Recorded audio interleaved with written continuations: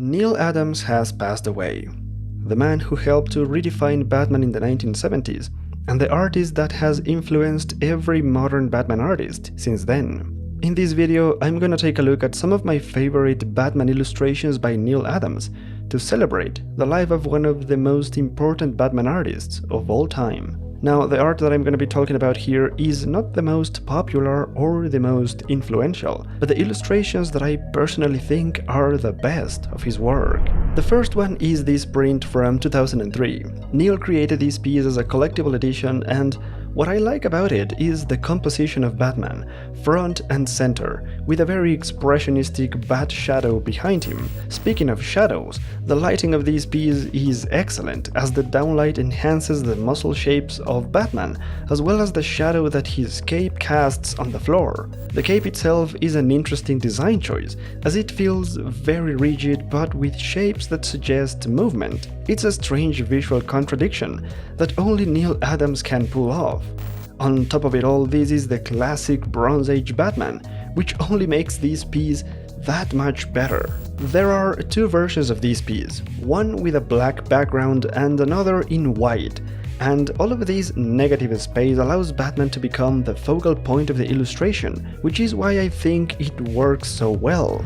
The next piece is this illustration that Neal created as the cover art for issue 255 of Batman in 1974. This image is a perfect representation of the climax of the story called Moon of the Wolf, where Batman has to fight a werewolf. What I like about this one is the energy, the sense of danger that you can feel through the image. The conflict of the moment is absolutely clear. It doesn't matter if it's Batman or if it's the werewolf, the first thing that you see in the image, because the way that they are illustrated move the eyes of the reader to the other character. Batman pulling upwards towards the monster and the werewolf pouncing downwards towards Batman. The composition is just perfect. The body language of Batman tells us that he is trying to break the chains, as his arms are tense from trying to pull out and his chest is about to burst because of the effort, while his face is looking upwards with a great facial expression of desperation. Having Batman on his knees, helpless at the mercy of a dangerous threat, is an excellent design choice. On the other hand, there's the werewolf with a menacing pose and a monstrous design that increases this sense of danger.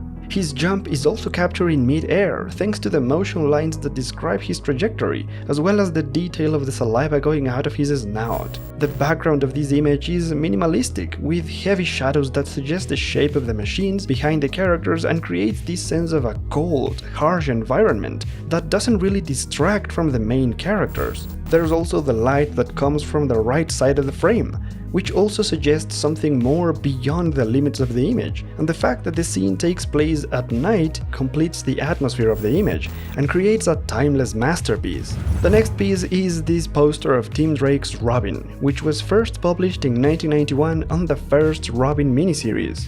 Not many people know this, but the original character design of Tim Drake's Robin was created by Neal Adams, so naturally this image that showcases his own design is one of my favorites as well, especially since Neal never got to illustrate a complete Robin story with Tim Drake, who is my favorite Robin.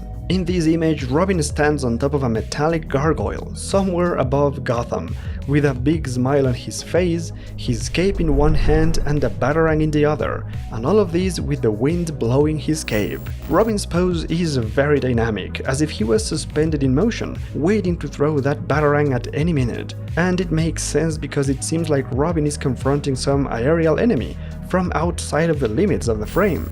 The light source that comes from the upper right corner of the image indicates that there's a helicopter or a plane shining a spotlight on Robin, which also explains the wild wind blowing his cape.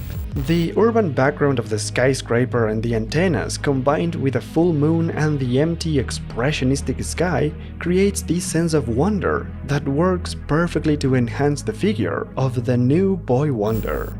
There's also a sketch version of this piece where Batman is in the background, but thankfully he was not in the final version. Next we have a classic moment of the saga of the Demon, the iconic sword fight in the desert between Batman and Ra's al Ghul. Out of all the iconic moments and cover art for this amazing saga, this has got to be the most epic illustration. It was the first time in the Batman history that we got such an amazing climax, and it has never been successfully replicated. Many artists and writers have tried to recreate the success of this moment, but they only become weak imitations. And the large reason for the success of this image is the art of Neal Adams. This image was published in 1972 at the peak of Neal Adams' performance on Batman number 244, and it's the perfect example of how to create an epic, unforgettable moment in only one page. That's right, the famous sword fight only lasts for a single page before it's all over, but the design of the page is what makes it so iconic and unforgettable. The bodies of Batman and Rage cover almost the entire page, and the clashing of their swords elevates the tension of the moment thanks to their body language. Meanwhile, the smaller panels where the fight continues happen in the background, providing the scene with a sense of time passing. The eye of the readers goes from the small panels to the big one, creating the illusion that the fight is actually longer than it actually is. Now, of course, I have to mention that part of the success of this moment is the writing by Denny O'Neil, and this issue perfectly captures why O'Neil and Adams were such an excellent creative team, as they complemented each other beautifully. Speaking of which, the next image is this iconic Batman from issue 251, where Batman is almost jumping out of the page. This is perhaps the most iconic, the most popular Batman illustration by Neal Adams, and with good reason. This is the Batman of the Bronze Age, the Batman of an entire generation, and probably the best example of why Neal Adams was the best Batman artist of the 1970s. Here we have Batman in full motion, sprinting forwards and with a big full moon behind him, which casts the shadow of the bat on the sand in front of him. The absolutely best part of this image is the momentum that Batman has, which is illustrated in his hands, his legs, but most importantly, in his cape. The design of the cape flowing provides the image with all the motion it requires to complete this illusion of movement, without adding extra motion lines or blur effects. The only other sign of movement is the burst of dirt as a result of Batman's left foot kicking to impulse himself forward. The anatomy of this whole movement is also greatly captured by looking at the positions of the legs and hands, which are in the exact position a runner would adopt in order to maintain balance and his center of gravity while sprinting, and all of these enhances this fantastic illusion of movement. This kind of photorealistic approach with foreshortening is what Neal Adams brought to comic books, and it changed the game forever. The steely determination in Batman's face and the game of light and shadows in this piece are only the cherry on top. That image comes from Batman number 251, which features one of the most iconic covers in the history of Batman. This was also illustrated by Neal Adams, but it is not his best art featuring a giant villain towering over a small Gotham. His best cover in that line is Detective Comics number 400, which features the first appearance of Man-Bat. Quite literally a clash of titans. Both Man-Bat and Batman look gigantic, menacing, and terrifying. This is just another example of the composition enhancing the conflict of the story, as both characters find themselves in a standoff with all of Gotham at their feet. The aerial shot of the city with a full moon in the background is the perfect setting for a clash of giants. The light coming from the city below them provides the characters with unnatural, frightening shadows, which conveys the atmosphere of horror from the story inside. Is the cover any actual representation of something that happens inside the story? Well, not at all. But this expressionistic approach is what makes this cover so successful.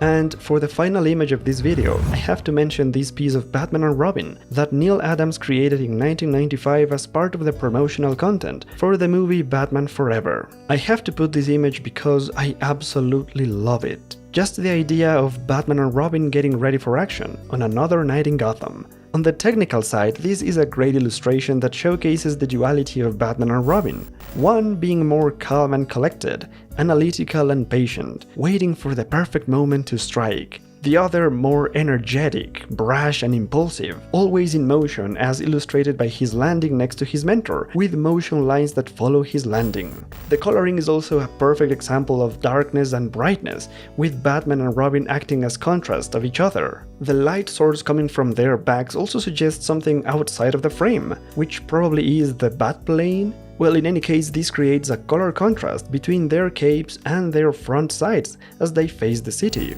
Gotham City itself looks beautiful. There are high buildings with interesting old architecture, but there are also more modern buildings standing tall, and all this scene is complemented by a beautiful night sky with, again, a full moon. I guess I'm just a sucker for moonlit illustrations. Another great detail is how the eyes of both characters are almost exactly on the same level, even though the picture frames Batman in an American shot and Robin in a full shot, which just goes to show Neal Adams' impressive understanding of depth and perspective. There is no question about it. Neal Adams was one of the greatest artists in the comic book industry, and his passing is one of the saddest moments in the comic book fandom. But as long as we continue to appreciate his work, Neal Adams will never truly die.